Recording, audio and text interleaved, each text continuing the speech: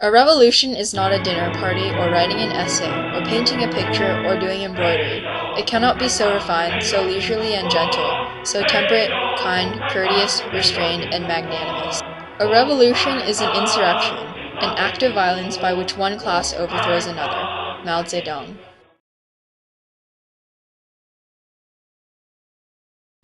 Mao Zedong created the People's Republic of China in October 1949 and named himself chairman.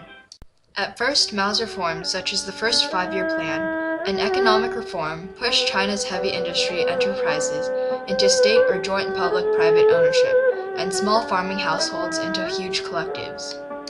However, Mao then imposed even larger economic changes, known collectively as the Great Leap Forward from 1958 to 1961, to attempt to jumpstart the economy even more. These reforms soon failed due to bad climate conditions combined with ill-conceived government policies. Tens of millions of people starved to death in the following famine, which would come to be the worst man-made famine in history. Mao Zedong himself recognized that he had made several errors, but also called upon other party members to do the same. In 1966, Mao Zedong decided to launch the Cultural Revolution, which was designed to bring an end to the four olds: old customs, old culture, old habits, and old ideas. However, through the Cultural Revolution, Mao did not in fact help China. Instead, he negatively affected China in three main ways. Mao caused education in China to halt, destroyed the old traditions and culture of China, and caused the deaths of millions of people through his purges.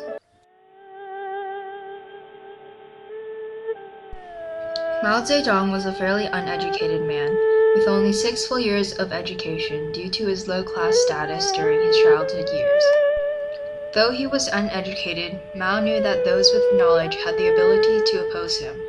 During his reign, Mao sent thousands of scientists, professors, and other intellectuals to the country to labor in the fields as a way to keep them from society and thereby neutralizing the threat they posed. Red Guards were civilians, mostly students like Liu Tongsu, a former Red Guard.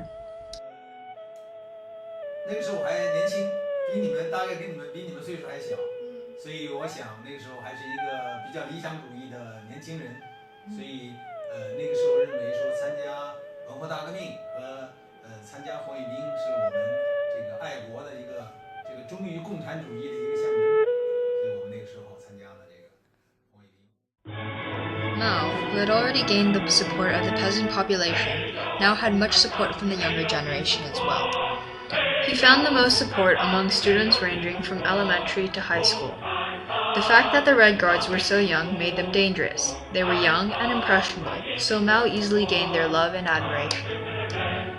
He incited them to rebel against everything that is, except for Maoism. Because the Red Guards were taught to rebel against any authority, millions quit school, and those who did stay in school would often bully teachers and wouldn't learn anything. 我其实是这样，我是1966年那个时候在小学4年级，在这个第四年级，但是在第4年级的以后我就基本没有上学，因为从1966年到1968年就根本连学校都没有了，在学校里就是你逗我，我逗你，然后打不同的人呢，然后这些的事情，你可以想想说，那你怎么可能？就像你现在你能教什么？你现在打一下老师，可以骂一下老师，老师能什么也教你。那个我们如果串联就是说，因为毛泽东要送很多人到各个省市去打倒那边的地方政权，所以我们去坐火车不要钱，就是你只要说我是北京的红卫兵，他就可以让你免费。Once schools reopened, however, education still did not get much better. Intellectual subjects like history, chemistry, and literature were replaced with courses of revolutionary value, like industrial skills or military training. Students were taught Mao's teachings. Any other rightist ideas were not permitted. Many books that were unfavorable to the Maoist cause were burned. Mao took over every aspect of the educational system. By doing this, he was able to control most Chinese youth. But his educational restrictions also led to the neglected educations of the younger generation.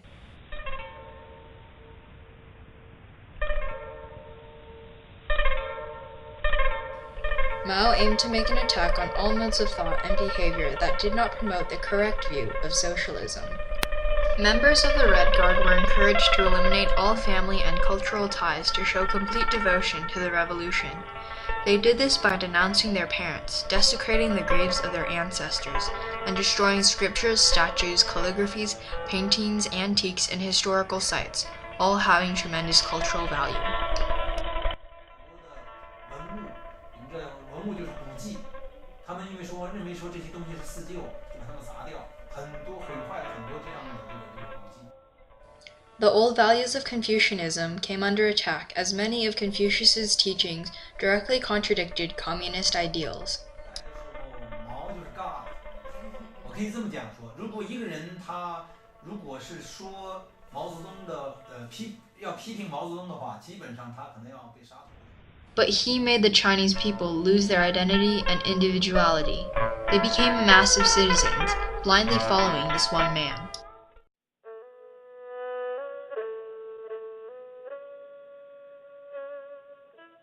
Several high-level party members, such as Liu Shaoqi, the president of the People's Republic, and Defense Minister Peng Dehuai, criticized Mao's policies after the Great Leap Forward. Mao began to believe that many high-level party members were planning to overthrow him. Since Mao did not trust the Communist Party to purge itself, he used the student-led Red Guard to do it for him. 因为这个省的这个 governor 省长是他不满意的或者反对他的，他不是通过上头来撤销他，他就送一些北京的红卫兵去，然后他们就到那边贴大字报，把那个人从省政府揪出来批斗，然后过一段时间就算把他打倒了。 所以他当时初期的红卫兵的作用基本上这个作用。那么他在打击的时候，他要把一些人树立为敌人嘛，他们就把过去，比如说是国民党或者跟美国有关系的，这个 relative 在美国的这些人，就把他们拉出来作为一个敌人来打，很多人被打死了。然后，所以红卫兵这个最初就是做这些事情，就是树立了一些敌人去抄他们的家，到他们家里把所有东西拿走。 Members of the Red Guard attacked people accused of being disloyal to Mao, counter-revolutionary, or anti-communist. Cheng Rensun was just one of the thousands of citizens affected by the purges.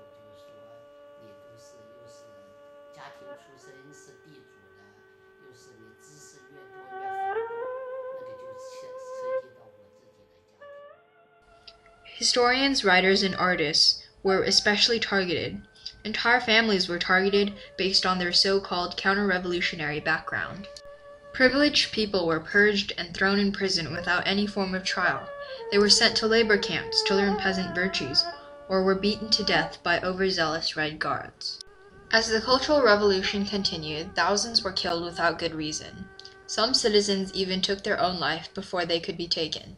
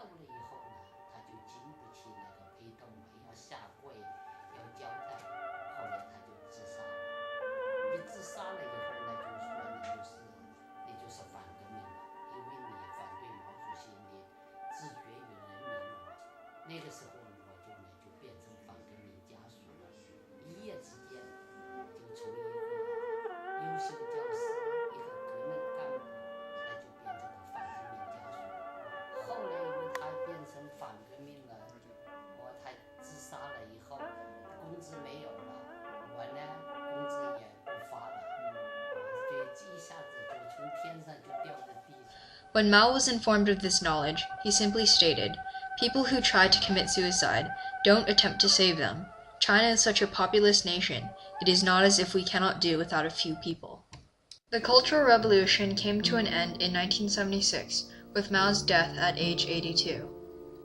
The revolution established millions of Mao's devotees and also ascertained Mao's role as a great revolutionary symbol, but nevertheless changed China for the worse. The implications of the bloody insurrection staged by Mao still resonate today, decades after his death.